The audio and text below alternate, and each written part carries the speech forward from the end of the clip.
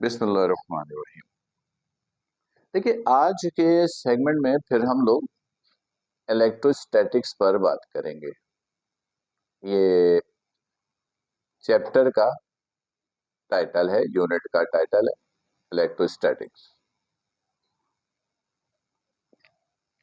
देखिए, इलेक्ट्रोस्टैटिक्स क्या होता है ये समझने से पहले एक छोटा सा वर्ड क्लियर कर ले, चार्ज।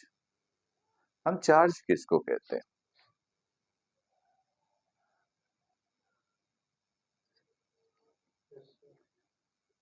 देखिए, किसी भी एटम पे जब इलेक्ट्रॉन को एटम में इलेक्ट्रॉन को दाखिल किया जाता है या एटम में से इलेक्ट्रॉन को बाहर निकाल दिया जाता है तो उस एटम पे प्लस या माइनस का साइन आ जाता है। उन साइंस को कहते हैं चार्ज। तो अगर नेगेटिव डेफिनेशन की बात करोगे तो हम कहेंगे द नेगेटिव और positive sign on an atom और एलिमेंट इज कॉल्ड चार्ज। ठीक है, तो चार्ज को डिनोट करते हैं हम लोग, यहां लिख देता हूं, नेगेटिव और पॉजिटिव साइन, नेगेटिव और पॉजिटिव साइन। चार्ज को डिनोट करते हैं स्मॉल क्यू से और इसका यूनिट साइंटिस्ट के नेम पर, ये जो कॉन्सेप्ट है ना चार्ज का, ये कॉन्सेप्ट दिया था कूलम नाम के एक साइंटिस्ट ने। तो उसी साइंटिस्ट के नाम पर इसका यूनिट इस्तेमाल करते हैं कूलम। तो चार्ज का यूनिट होता है कूलम और कूलम को लिखते हैं सी से। ठीक है, अच्छा, चार्जेस जो है वो दो टाइप की हो गई, क्योंकि चार्जेस हम कह रहे हैं नेगेटिव पॉजिटिव साइन को। साइन तो दो ही होता है, माइनस या प्लस। तो दो तरह के चार्जेस हैं, नेगेटिव चार्ज और पॉजिटिव चार्ज। एक जैसे चार्ज अगर है, एक जैसे same charges, positive positive negative negative, तो सेम चार्जेस एक दूसरे को हमेशा क्या करता है, रिपेल। और डिफरेंट साइंस के चार्ज है तो वो एक दूसरे को अट्रैक्ट करेंगे। तो अगर मैं आपसे कहूं कि you have two charges Q1 and Q2, ये दो चार्जेस हैं Q1 और Q2, तो बताओ इनके दरमियान अट्रैक्शन होगा रिपल्जन होगा? तो आप बोलोगे सर पता नहीं, क्योंकि हमने आपको साइन नहीं दिया। अगर दोनों पॉजिटिव होंगे तो रिपल्जन, दोनों नेगेटिव होंगे तो रिपल्जन, एक पॉजिटिव एक नेगेटिव होगा तो अट्रैक्शन। अभी फिलहाल अट्रैक्शन रिपल्जन दोनों है। दो चार्जेस के दरमियान अट्रैक्शन या रिपल्जन की फोर्स किस साइंटिस्ट ने मालूम किया? कूलम ने। यानी forces between two charges determined by coulomb. ठीक, अच्छा, अकॉर्डिंग टू कूलम फोर्स दो चार्जेस के दरमियान चार्जेस के प्रोडक्ट के डायरेक्टली, जितने ज्यादा चार्जेस इतनी ज्यादा चार्जेस के दरमियान अट्रैक्शन या रिपल्जन की फोर्स। इसी तरह एफ डिस्टेंस के स्क्वायर के इनवर्स, यानी अगर चार्जेस के दरमियान डिस्टेंस ज्यादा तो फोर्स कम होगी, डिस्टेंस कम तो फोर्स ज्यादा होगी। और ये जो दो स्टेटमेंट है इसे कहते हैं कूलम्स लॉ, इसे कहते हैं कूलम्स लॉ। यानी according to Coulomb's law, force of attraction or force of repulsion between the charges is directly proportional to their product and inversely proportional to the square of the distance।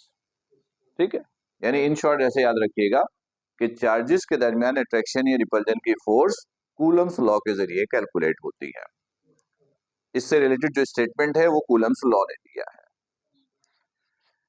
इस sign दोनों को combine करेंगे तो is equal constant यहां के लगाते हैं, Q1 Q2 over r square, और के को कहते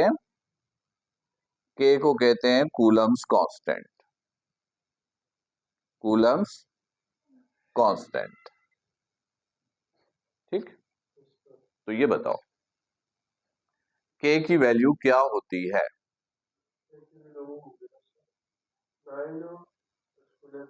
आंसर इज रॉन्ग.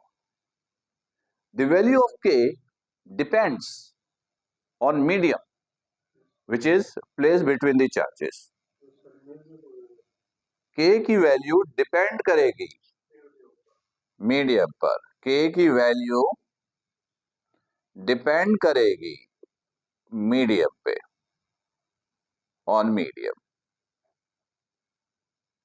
ठीक, तो स्टैंडर्ड मीडियम कौन सा है? एयर.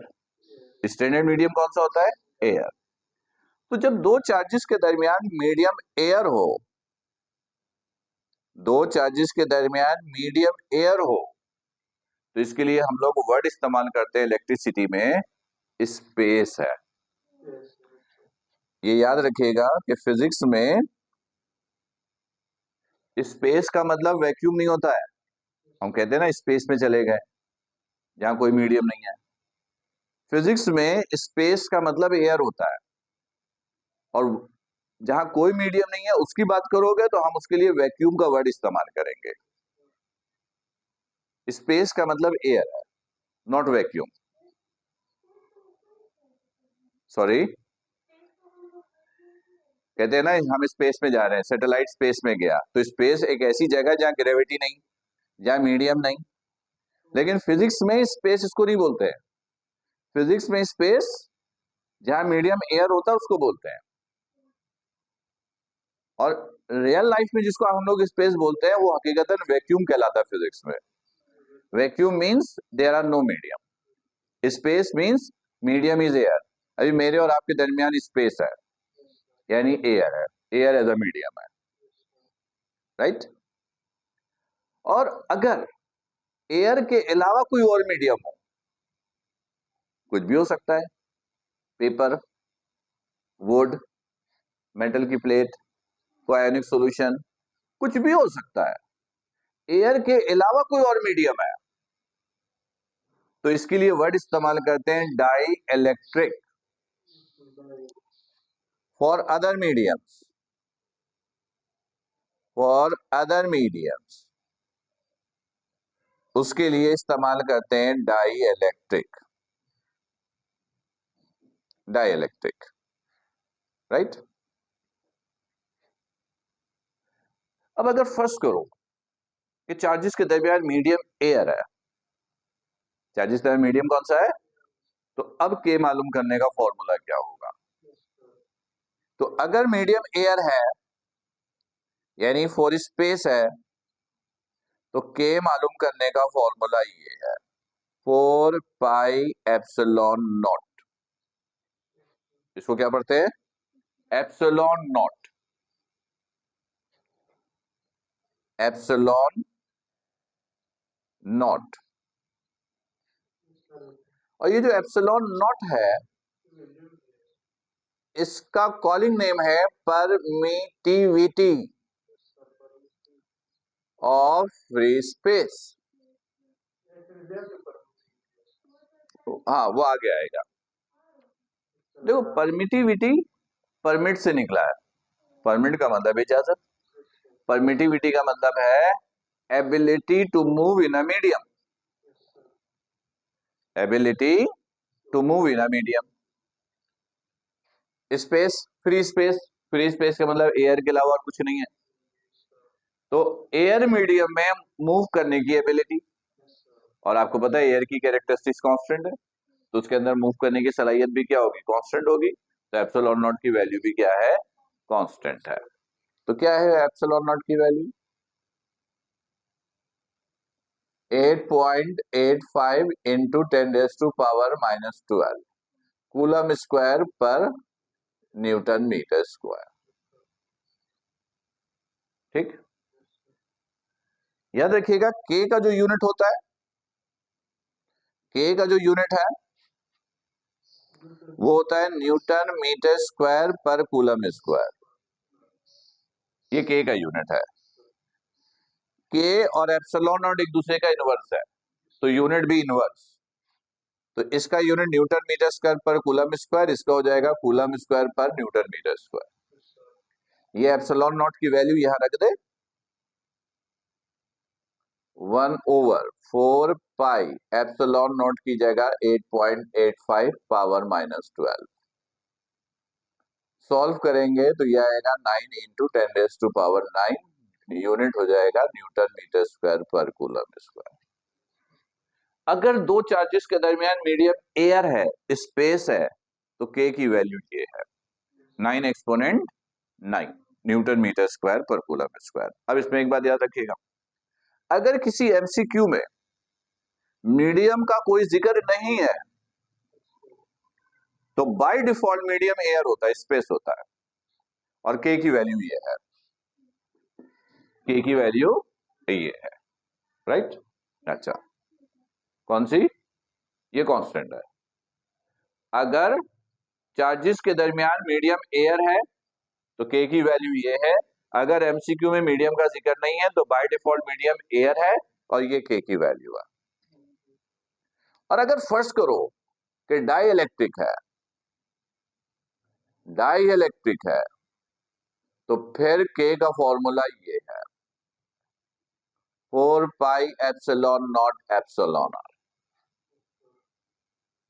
और एप्सिलॉन आर के दो नाम है, एक है रिलेटिव परमिटिविटी,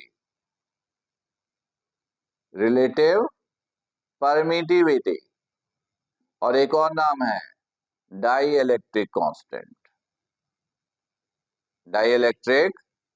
कांस्टेंट।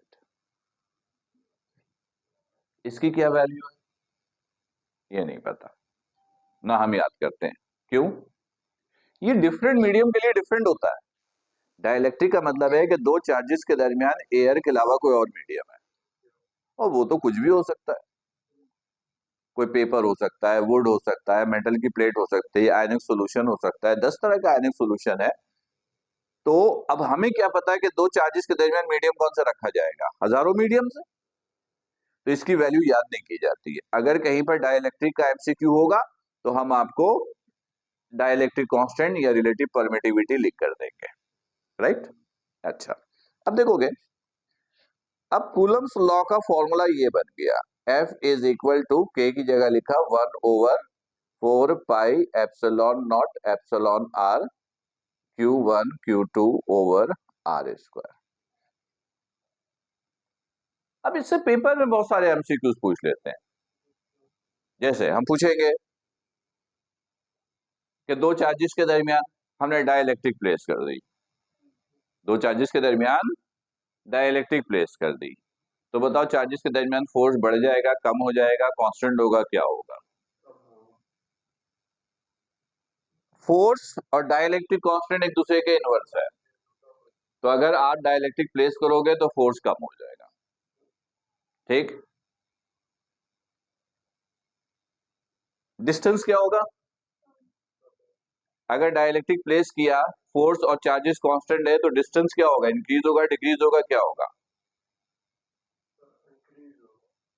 ये भी डिक्रीज हो जाएगा।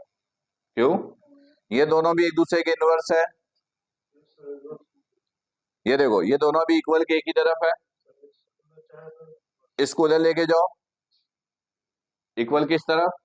तो एक ऊपर एक नीचे, तो दोनों एक दूसरे के क्या हो गया? इनवर्स। इनवर्स है तो एक इंक्रीज तो दूसरा डिक्रीज, राइट। फिर इसमें एमसीक्यू हम इस तरह पूछ लेते हैं कि चार्जेस के दरमियान डिस्टेंस डबल कर दिया, बताओ फोर्स कितनी होगी? फोर्स को आधा कर दिया तो बताओ डिस्टेंस कितना होगा? वैल्यू पूछ लेंगे, वो निकालने का तरीका आपने सीखा है। फिर हम पूछेंगे फोर्स को डबल कर दिया, चार्जेस की वैल्यू को हाफ कर दी, अब बताओ चार्जेस के दरमियान डिस्टेंस कितना है? तो इस तरीके से एमसीक्यू के सवाल इसमें बनेंगे, राइट। अच्छा, देखो, फोर्स वेक्टर है, फोर्स क्या है? वेक्टर है। तो अगर किसी भी फॉर्मूले को वेक्टर फॉर्म में लिखना हो तो फिर कैसे लिखेंगे? ये देखोगे,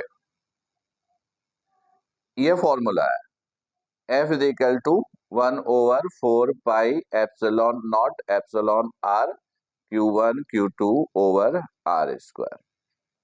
ये सही है। तो वेक्टर फॉर्म में लिखेंगे तो इधर क्या लगाएंगे, एरो। और दूसरी तरफ जहां पर बहुत सारे टर्म्स हैं वहां पर क्या करते हैं, यूनिट वेक्टर लगाते हैं। क्या लगाते हैं, यूनिट वेक्टर। यानी जैसे अगर v is equal to s over t है, v is equal to s over t है, इसको आपने वेक्टर फॉर्म में लिखना है। कैसे लिखेंगे, इधर एरो और जिधर एक से ज्यादा टर्म है उधर क्या लगाओगे, यूनिट वेक्टर। इस तरह किसी भी फॉर्मूले को वेक्टर फॉर्म में लिखते हो, राइट। एक एमसीक्यू पूछते हैं, इन वैक्यूम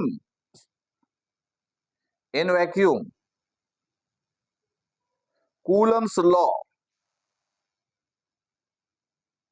लॉ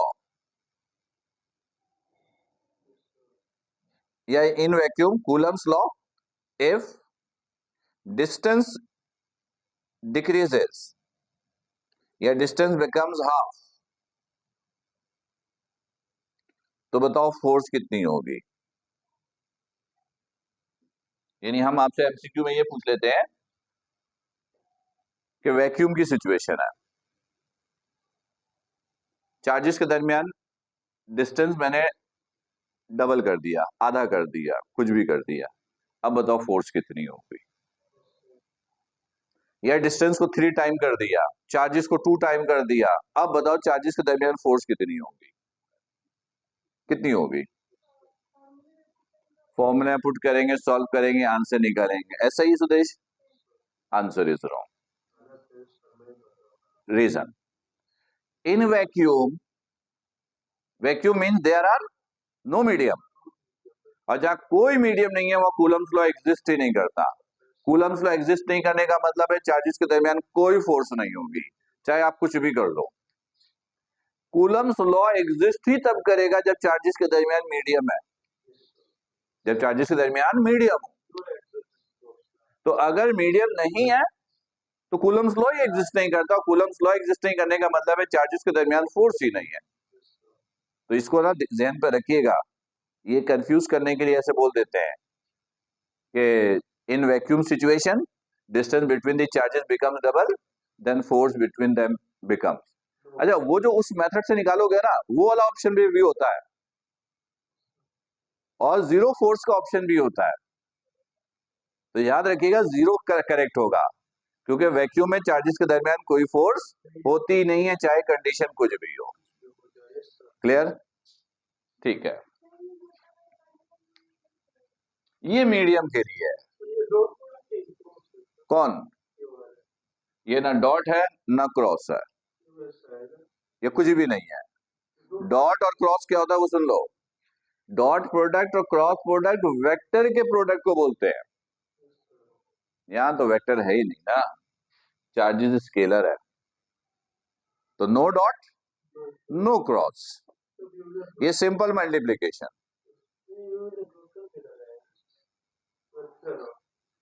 ये वेक्टर फॉर्म में लगा, ये इंडिविजुअल कैरेक्टरिस्टिक्स है, ये इंडिविजुअल है। डॉट और क्रॉस वेक्टर की मल्टीप्लीकेशन को बोलते हैं, लेकिन ये वेक्टर की इटसेल्फ कैरेक्टरिस्टिक्स है। फोर्स वेक्टर है तो उसका रिजल्ट भी वेक्टर होगा। तो यहां तो वेक्टर कैसे शो करेंगे, एरो लगाकर। इधर कैसे बताओगे कि ये भी वेक्टर है, इसकी भी डायरेक्शन है, तो उसके लिए हम यूनिट वेक्टर लगाते हैं, राइट। चलो अब जरा इस एमसीक्यू का आंसर दो। द वैल्यू ऑफ, इधर मत देखना, मजबूरी बने तो देखना, डायरेक्ट मैं लिखूंगा तब तक आंसर सोच लेना है। The value of permittivity TVT means epsilon not is. एक एमसीक्यू इस तरह पूछ लेते हैं, ये याद रखेंगे। फर्स्ट करो कि ये पूछा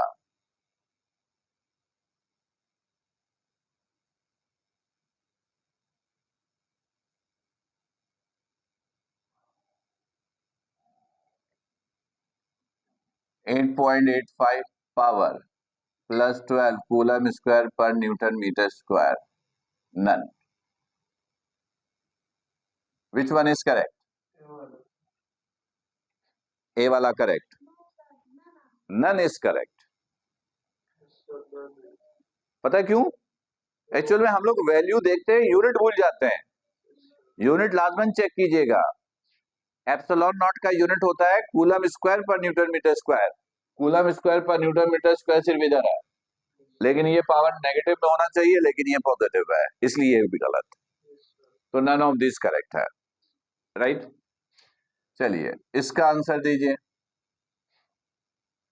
फर्स्ट कीजिए, मैंने कहा if force between the charges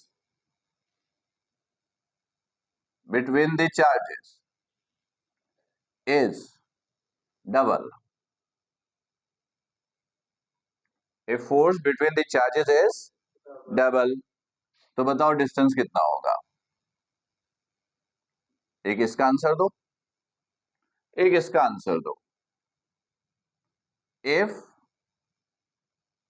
ये एक स्क्वायर शेप ऑब्जेक्ट है, यहां पर Q1 है, यहां पर Q2 है, यहां पर Q3 है, यहां पर Q4 है, ये स्क्वायर है, ये 1 मीटर है। Q1 Q2 Q3 Q4 बराबर है 1 कूलम के। तो बताओ then F between Q1 and Q3, पहला सवाल क्या है? दूसरा सवाल F बताओ between Q1 and Q4, Q1 and Q2। चलिए आंसर देने के लिए तुम लोगों को मैंने 3 मिनट दिया, आंसर देने के लिए मैंने आपको 3 मिनट दिए।